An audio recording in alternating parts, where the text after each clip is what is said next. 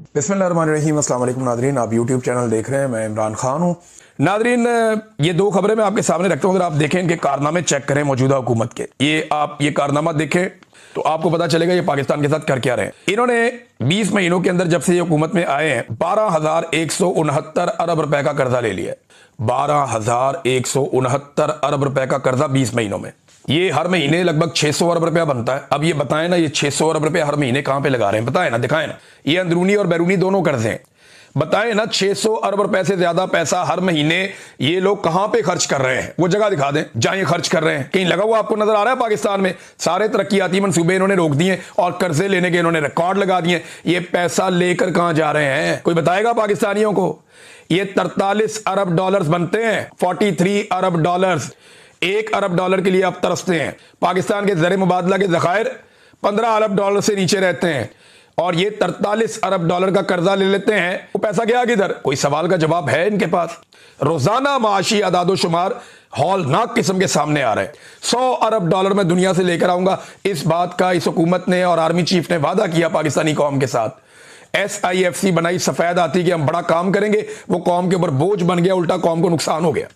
मनपसंद लोगों को ठेके दिए जा रहे हैं उसके जरिए से।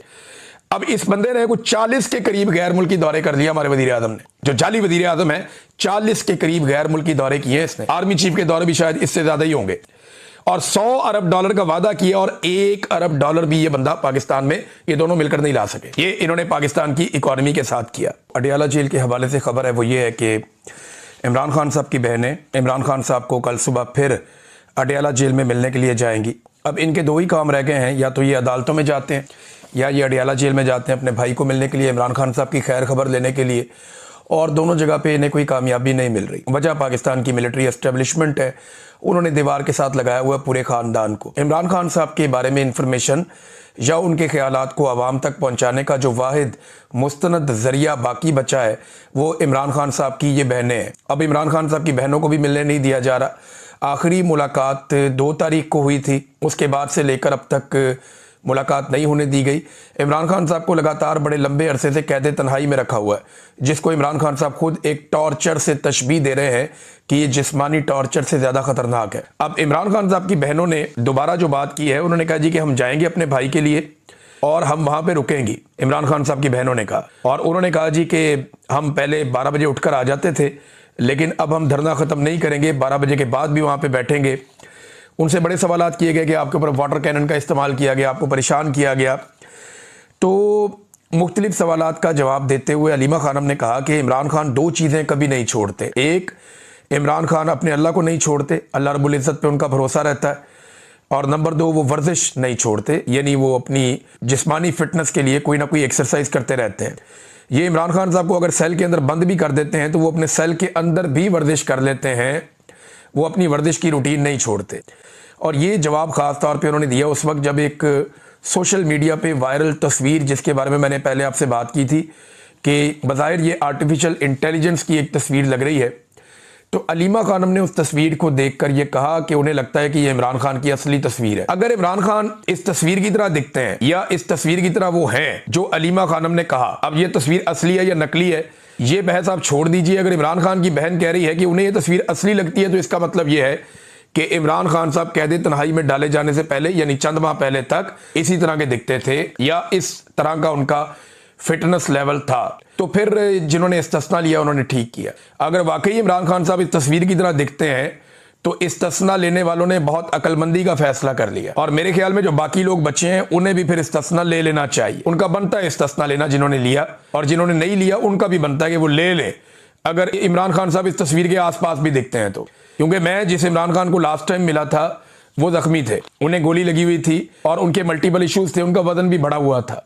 लेकिन अगर जेल के अंदर उन्होंने हार्ड एक्सरसाइजेस की हैं और अपने आप को मेंटेन किया है तो इमरान खान साहब फिर बेहतर पोजीशन में हो सकते हैं। और बहुत सारे लोग जो इमरान खान को मिलकर आते हैं वो ये कहते हैं कि इमरान खान साहब पहले से ज्यादा फिट दिखाई देते हैं। शेर अफजल मरवत पे अलीमा खानम ने रिस्पॉन्ड किया। उन्होंने कहा जी शेर अफजल मरवत पर जो लोग बात करते हैं मुझे उन पर तरस आता है, जो शेर अफजल मरवत को सुनते हैं।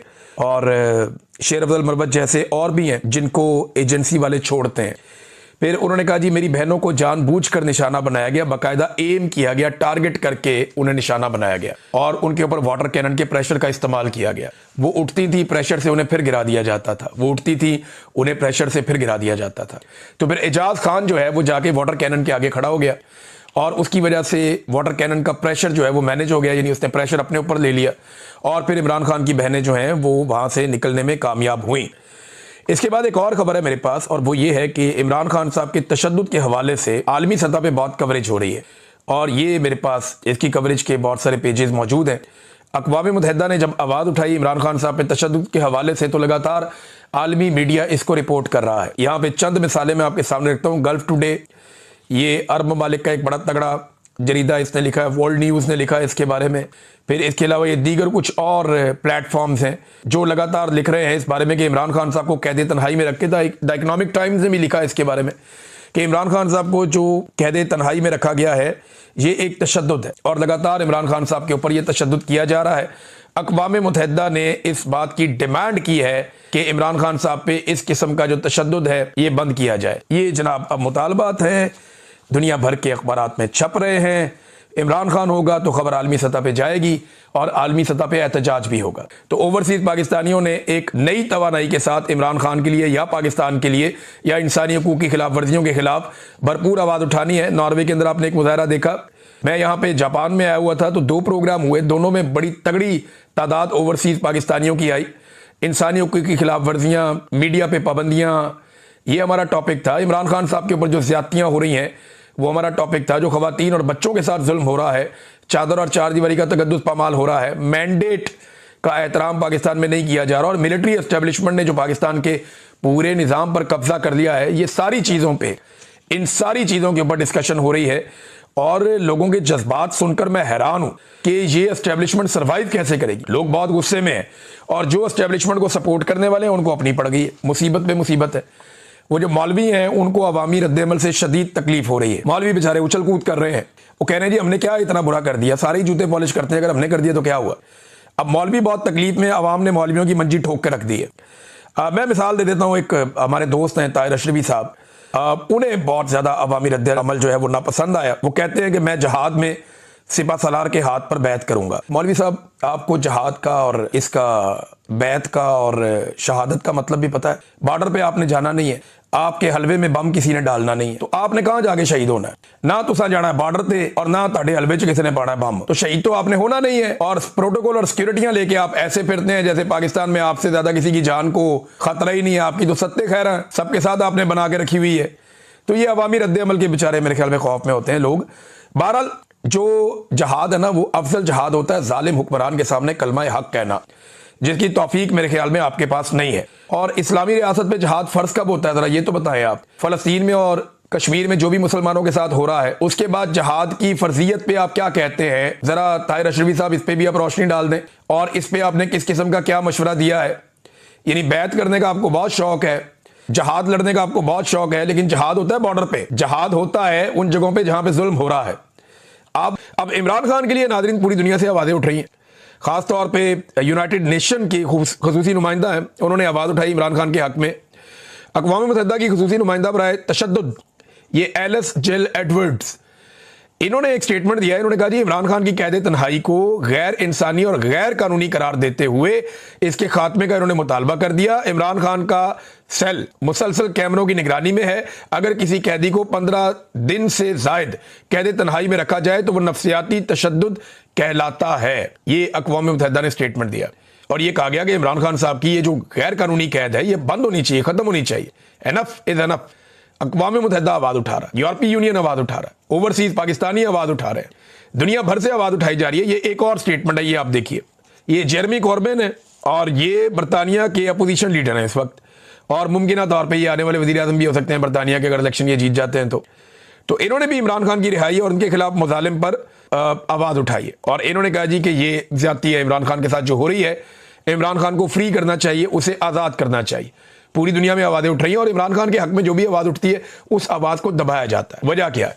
इमरान खान जो आलमी कुव्वतें चाहती हैं उसके मुताबिक नहीं चलता। इमरान खान एब्सोल्युटली नॉट कहता है। इमरान खान कहता है कि वी आर नॉट स्लेव्स, हम गुलाम नहीं हैं, हम कोई गुलाम है, वो ये कहता है। वो खुलकर पाकिस्तान की आज़ाद और खुद मुख्तार पॉलिसी बनाता है जो गैर मुल्की आकाओं को पसंद नहीं है। तो अब जो ट्विटर जैसा या एक्स जैसा जो बड़ा प्लेटफॉर्म है, वहां पे भी दो नंबरी हो रही है। जमाइमा खान जो इमरान खान साहब की साबिका अहलिया हैं, पहली बीवी थी इमरान खान साहब की, उन्हीं में से इमरान खान साहब के जो बच्चे हैं वो उन्हीं में से हैं। तो उन्होंने कहा जी कि बड़ी ज्यादती हो रही है हमारे साथ, और इलॉन मस्क को उन्होंने एक टैग करके ट्वीट किया। उन्होंने कहा जी, ये इसमें उन्होंने लिखा है कि a personal plea to Elon Musk, ये उनके जाती तौर पे उन्होंने इलॉन मस्क से अपील की है। लुब्बेर बाब ये है कि जमाइमा कह रही है कि इंटरनेशनल हाथों के अंदर ट्विटर भी इस्तेमाल हो रहा है, हम जब इमरान खान के लिए आवाज़ उठाते हैं तो उसकी रीच बहुत कम हो जाती है। टेक्निकल डाटा भी इन्होंने शेयर किया, क्योंकि इमरान खान के हवाले से जब जमाइमा आवाज़ उठाए तो फिर तो वो लाखों में मामला जाना चाहिए, लेकिन वो उस तरह जा नहीं रहा, उसकी रीच को रोका जा रहा है। ये इलॉन मस्क को इन्होंने बराह रास्त अपील की। अब देखते हैं इसका क्या फ़ायदा होता है। अभी मैं आपको बताता हूँ, शहबाज शरीफ ने आलमी सतह पे एक मरतबा फिर बेइज्जती करवा दी है। ये गए हुए हैं दौरे पे, वहाँ इनकी मुलाकात थी। एक तो इनको खड़ा करते हैं हमेशा पीछे दूर, अब ये कहेंगे पी से पाकिस्तान है तो पाकिस्तान की बारी पीछे दूर जाके आती है। नहीं जी, आर से रशिया भी है तो रशियन जो है, और टी से तुर्की भी है, और तुर्की और रशिया अगर पहली लाइन में खड़ा हो जाता है सामने आकर, तो पाकिस्तानी वजीर आजम क्यों पीछे बढ़ जाता है? भाई इमरान खान को तो आगे रखते थे फ्रंट के ऊपर, वो अक्सर इमरान खान आगे नजर आ जाता था, कभी पीछे भी, लेकिन ज्यादातर आगे नजर आता था, बीच में नजर आता था, मरकज में नजर आता था, इज्जत देते थे उसे। शहबाज शरीफ को उठा के छोटा कहता, पीछे फेंकते, नजर भी नहीं आता। प्यूटन ने 40 मिनट इंतजार करवाया इंटरनेशनल मीडिया के मुताबिक। शहबाज शरीफ ने मिलना था, वहां चले गए। सरबराह मुमलिकत को इंतजार नहीं करवाया जाता, एक एक मिनट तय होता है। ऐसा लगता है डेलिबरेटली किया गया। दुनिया मजाक उड़ा रही है कि ये डिप्लोमेटिक एम्बेरसमेंट है। इंडियन मीडिया बहुत ज्यादा मजाक उड़ा रहा है, इस मामले को बहुत उठा रहा है। इसके ऊपर पाकिस्तानी दफ्तर खारजा को जवाब देना चाहिए कि क्या वाकई प्यूटन ने 40 मिनट तक शहबाज शरीफ साहब को खड़ा करके इंतजार करवाया, और शहबाज शरीफ एक जबरदस्ती मिलने वाला आदमी बन चुका है। भाई मौलवी नहीं काबू आ रहे तो बाकी कौन काबू आएगा? ये आप देखें ना, यहां मौलवियों का मुकाबला चल रहा है। ये हुक्मरानों के टुकड़ों में पलने वाले रातबखोर मौलवी हैं, इनका जनाब मुकाबला चल रहा है जूते पॉलिश करने का। और एक मौलवी के बाद दूसरा जूते पॉलिश करता है, फिर तीसरा जूते पॉलिश करता है, फिर चौथा जूते पॉलिश करता है। और टका के इतनी इतनी दाढ़ियां इनकी, सफेद दाढ़ियां इनकी, जनाब ये खड़े हो गए वहां पे जज्बाती अंदाज में तकारीर करके आसिम मुनीर साहब के जूते पॉलिश कर रहे हैं। सामने मेहमान खुसूसी आसिम मुनीर साहब बैठे हुए हैं, मौलवी सारे लाइन से बैठाए हुए हैं, और वो एक एक करके उठते हैं और आसिम मुनीर साहब के जमीन आसमान के कलाबे में लाते हैं तारीफ करने में। और वहां पे जज के तौर पे किसको बिठाया हुआ है कि कौन सा मौलवी सबसे अच्छी तारीफ करेगा या जूते पॉलिश करेगा? जूते पॉलिश करने में आलमी शोहरत याफ्ता शहबाज शरीफ साहब को वहां पे बिठाया हुआ है। अब तो आलमी मीडिया भी कहता है ना, मैं तो नहीं कहता, कि शू शाइन बॉय है ये। तो शहबाज शरीफ साहब वहां बैठ के अंदाजा लगा रहे हैं कि सबसे अच्छे जूते पॉलिश। मौलवियों के अंदर भी मुकाबला चल रहा है। एक मौलवी ऐसा खड़ा नहीं हुआ वहां पे जिसने उठकर यह कहा हो कि आर्मी चीफ साहब ये इस्तिस्ना क्या होता है। एक मौलवी उठता ना, उठकर खड़ा होता और वो इस्लाम का झंडा उठाता, जालिम हुक्मरान के सामने कलमा हक बयान करता।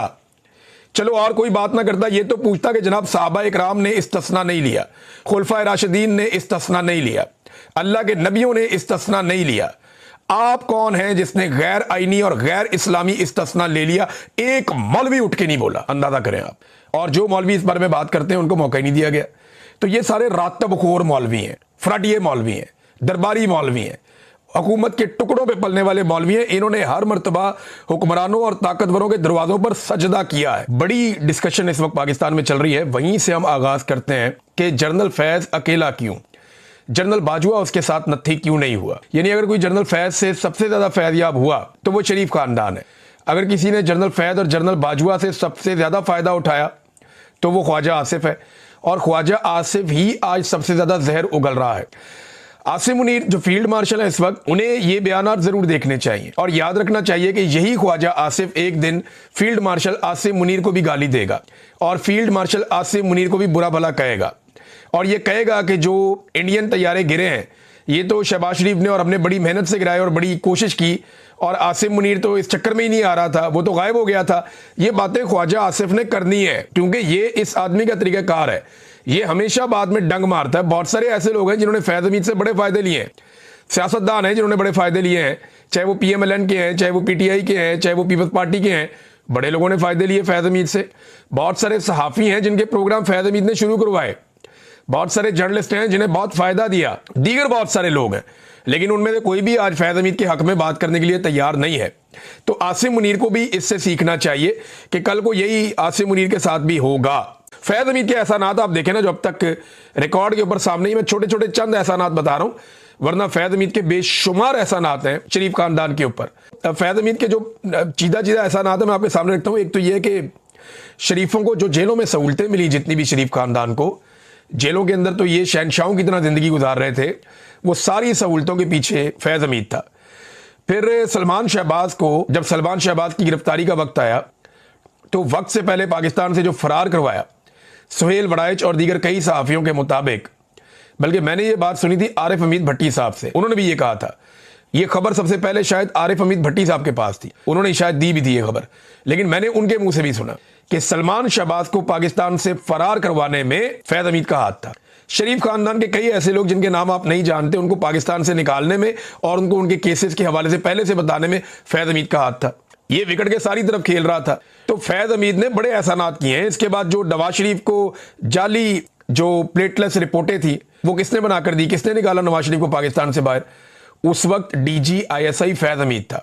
फैज़ हमीद जून 2019 में DGISI बनता है, अगस्त में डील शुरू होती है नवाज शरीफ की, और नवंबर में नवाज शरीफ को पाकिस्तान से बाहर निकाल दिया जाता है। पाकिस्तान की नहीं, दुनिया की तारीख का वाहिद कैदी है जिसको इलाज के लिए निकाला गया, सजा याफ्ता कैदी था और उस जुरिस्डिक्शन से ही बाहर भेज दिया गया, यानी उस अदालत की हद से ही बाहर निकाल दिया गया कि भेज दो किसी और मुल्क में जहां पे हमारी अदालत काम ही नहीं कर सकती। ये जनाब हमने खुद देखा, ये हुआ। फैज़ हमीद ने एहसान अजीम किया नवाज शरीफ के ऊपर। हर ज़िमनी इलेक्शन में फैज़ हमीद के दौर में नून लीग को जितवाया गया, और इमरान खान के खिलाफ जो रजीम चेंज ऑपरेशन हुआ वो जनरल बाजवा, जनरल फैज़ और जनरल नदीम अंजुम ने मिलकर किया। ये बात कई सियासतदान बता चुके हैं, और ये बात फजल रहमान साहब बतौर गवाही, एक मौलवी है वो भी इसके ऊपर एक गवाही दे चुके हैं कि जनाब इन्होंने मिलकर किया था रजीम चेंज ऑपरेशन। इमरान खान को निकालने में दोनों जर्नैल, नदीम अंजुम का तो रोल सबको पता है, ये सारे मुलव्विस थे, और इन्होंने इमरान खान को निकाल कर दूसरी हुकूमत बनवाई भी थी। और हम क्योंकि वो कर रहे थे लिहाजा हमें पता है, तो फजल रहमान साहब ने मुंह के ऊपर बता दिया। फलक जावेद साहिबा ने बताया कि जेल में यास्मीन राशिद साहिबा की तबीयत बहुत खराब है, 3 दिन से वो सख्त बीमार है और उनके लिए दुआ की अपील की है। हुकूमत से तो हम रहम की तवक्को कर नहीं सकते, इंसानियत की तवक्को कर नहीं सकते।